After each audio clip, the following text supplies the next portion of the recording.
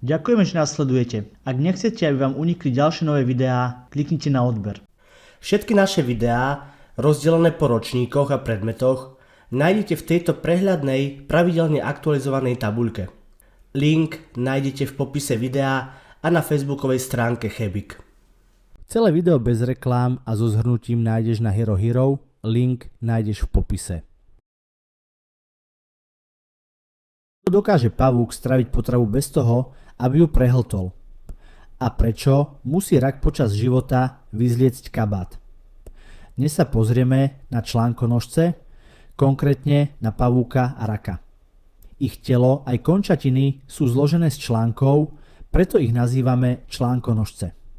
Najprv si vysvetlíme pavúka. Jeho telo tvorí hlavohruď a brúško spojené úzkou stopkou.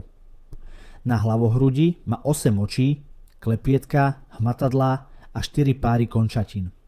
V klepietkách sa nachádza jedová žľaza. Pavúk korisť omráči jedom, potom do nej vylúči tráviace šťavy a jej vnútro rozloží. Predstav si, že potravu najprv natrávi zvonka a až potom ju vysaje. Tento spôsob sa nazýva mimotelové trávenie.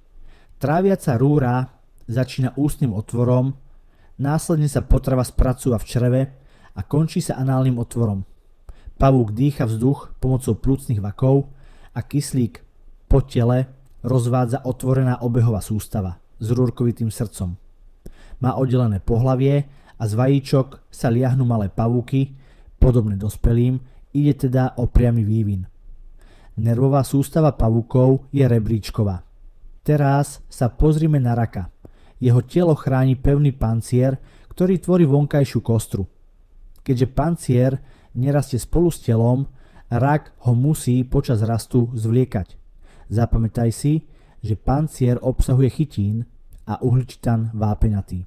Rak má zrastenú hlavohruď a brúško.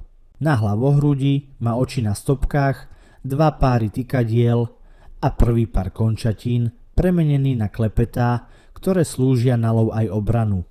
Na konci brúška má chvostovú plutvičku, ktorou sa rýchlo pohybuje dozadu. Dýcha žiabrami, teda príjma kyslík z vody. Aj u raka je obehová sústava otvorená a nervová sústava rebríčková. Tráviacu sústavu tvorí ústny otvor, žalúdok, pečeň, črevo a análny otvor. Má oddelené pohlavie a z vajíčok sa liahnú malé raky, podobné dospelým, takže vývin je priamy. Vidíme, že pavúk aj rak patria medzi článkonožce, ale žijú v odlišnom prostredí a majú rozdielny spôsob dýchania aj príjmania potravy. Tak si to zhrňme. Článkonožce sú bezstavovce s článkovaným telom a článkovanými končatinami. Patria sem napríklad pavúk, rak a hmyz. Spoločné znaky všetkých článkonožcov sú telo zložené z článkov, otvorená obehová sústava, oddelené pohlavie a priamy vývin.